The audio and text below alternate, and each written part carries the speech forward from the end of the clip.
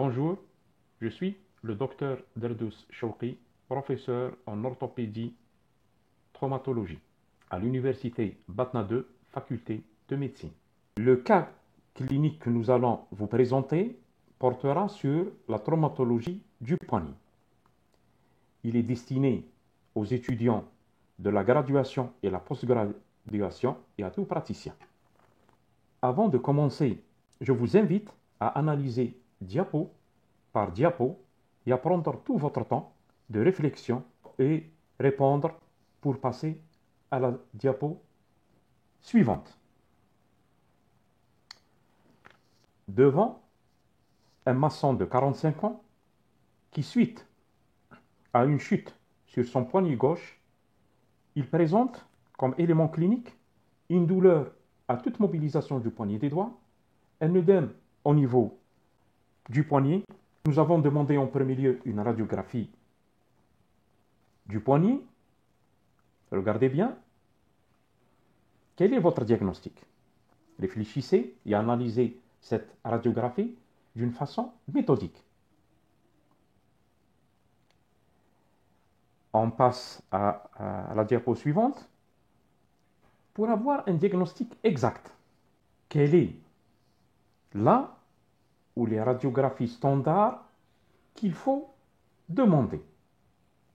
Bien sûr, après avoir émis un diagnostic lors de la diapo précédente. Réfléchissez pour avoir un diagnostic exact. Quelle est là où les radiographies standards qu'il faut demander? Nous avons demandé une radiographie de poignet de profil strict.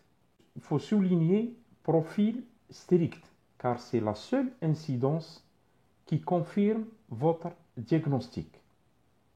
Nous sommes devant une luxation périlunarienne avec luxation transtylo-rétrolunaire du carpe avec bascule antérieure du lunatome dont la bascule dépasse les 90 degrés. Diapo. Quelques commentaires avant de passer au chapitre thérapeutique. Devant ce type de lésion, nous sommes, d'un point de vue clinique, il faut utiliser les données cliniques. Nous sommes devant un patient qui a chuté d'un lieu élevé. Sur son poignet, déjà, ici, on peut suspecter chez lui soit une fracture de l'extrémité inférieure des deux os de l'avant-bras, soit une fracture des os du carpe, une luxation périlunarienne ou un traumatisme sans lésion osseuse. Pour cela, nous avons demandé radiographie, en premier lieu, une face stricte.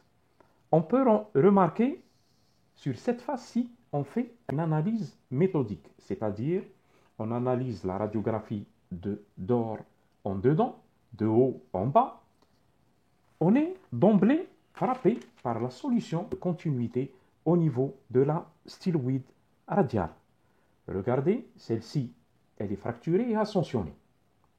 Deuxièmement, nous avons le dôme du capitatome ou la surface articulaire supérieure du capitatome qui est en contact du radius. On constate aussi l'absence du lunatome au niveau de sa loge. Ce lunatome est au niveau de l'extrémité inférieure du radius. Vous le voyez qui est au niveau de ce cercle en rouge. Par contre, sur le profil, c'est pour ça que nous avons dit que le diagnostic exact, il est porté sur le profil, mais il faut un profil strict. Vous pouvez constater que le capitatome est sous le radius, et ceci, il est inhabituel, c'est-à-dire la surface articulaire supérieure du capitatome qui normalement s'articule avec la surface articulaire inférieure du lunatome, elle s'articule avec l'extrémité inférieure du radius, chose inhabituelle. La surface articulaire du lunatome, normalement, elle regarde en bas. Mais ici, comme vous pouvez le voir, elle regarde en haut. Et elle est au niveau de l'extrémité inférieure du radius.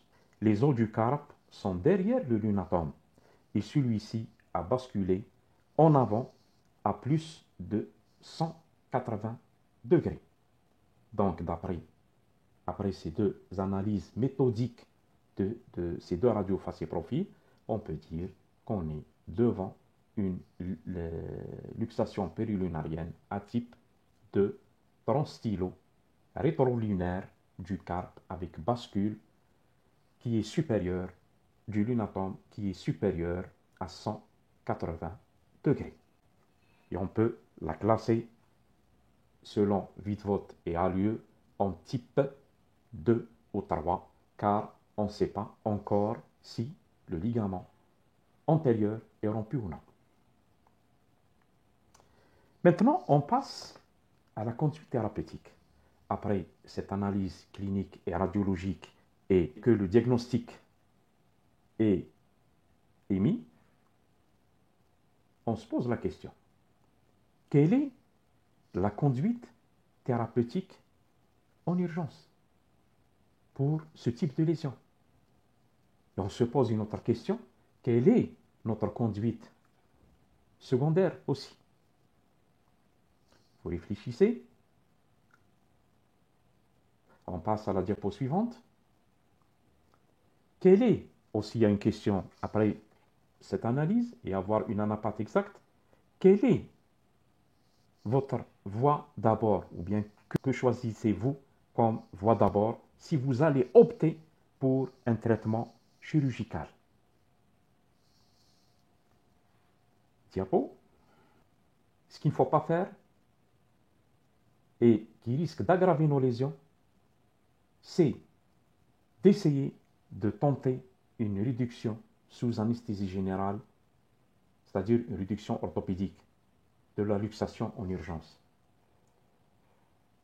Car le risque majeur, c'est de rompre le ligament antérieur, ce qu'on appelle communément le frein antérieur, qui porte vaisseau pour le lunatome, et ceci par des manœuvres intempestives. Car déjà sur la radiographie, on suspecte l'intégrité de ce ligament. Si on ajoute des manœuvres externes, on risque de le rompre définitivement. C'est comme on dit communément de scier la branche sur laquelle on est assis. Qu'est-ce qu'il faut faire? Il faut d'emblée opter pour un seul traitement. Et un traitement chirurgical, c'est-à-dire de réduire la luxation, de réduire et stabiliser les fractures et de suturer, si possibilité il y a, des ligaments qui sont lésés dans ce type de lésion. La voie d'abord, qui est vivement recommandée, c'est la voie d'abord antérieure médiane. Cette voie, elle va nous permettre de réduire la luxation, de faire une exploration pour voir le nerf médian, les différents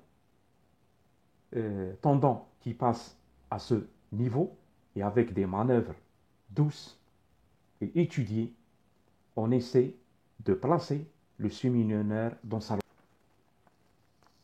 Ce que nous avons fait chez ce malade, en urgence, nous avons utilisé une voie médiane, un brochage triquetérolunaire, un brochage stylo-radial complété par une attelle antibrachiopalmaire.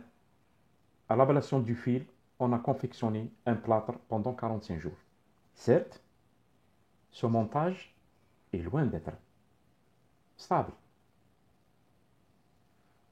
Peut-être nous aurons dû stabiliser par deux broches au niveau de la styloïde radiale pour éviter la rotation, ajouter une broche scapholinaire pour permettre la cicatrisation du ligament scapholinaire qui est le plus important ici, mettre une broche triquetérolunaire mais un peu courte, c'est-à-dire elle prend uniquement le lunatome et le triquetérome, et bien sûr complétée par un plâtre, chose qui a été faite.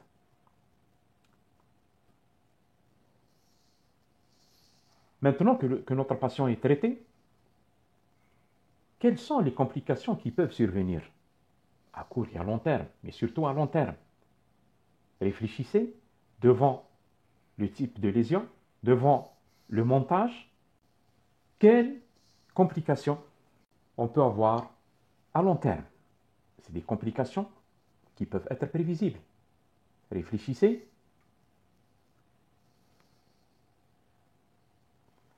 Après 9 ans, plus de 9 ans, le patient a été revu. Nous constatons que le patient a une flexion-extension appréciable, un résultat moyen selon le score de la Mayo Clinic. D'un point de vue radiologique, à part une disjonction scapholinaire qui est minime, on ne note pas vraiment de dysie ou visie flagrant. La styloïde radiale a consolidé.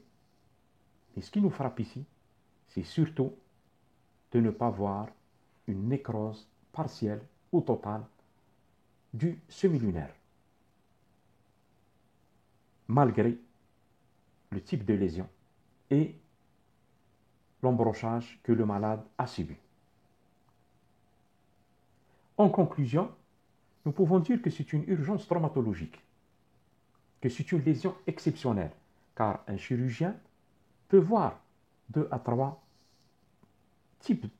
ce type de lésion dans sa carrière, surtout avec la bascule qui dépasse les 180 degrés du lunatome antérieur. Qu'est-ce qu'il faut? Il faut une bonne incidence radiologique face et profil, une analyse rigoureuse et méthodique des radiographies. Il faut répéter l'analyse radiologique 1, 2, 3 fois, plusieurs fois. Et en fonction des lésions anatomopathologiques, on planifie notre conduite thérapeutique. Chose qu'il ne faut pas faire, bien sûr, c'est éviter les manœuvres intempestives lors de l'intervention chirurgicale. Car ce type de lésion est à traiter en urgence avec une voie d'abord antérieure. Ne tentez pas de réduction. Comme vous avez pu le voir, le pronostic peut être appréciable à long terme. Et je vous remercie. Si vous avez des questions, mon email a été mis au niveau de la première diapo. Vous pouvez me contacter et j'essaie de vous apporter les réponses dans, bien sûr, la mesure du possible. Et je vous remercie encore.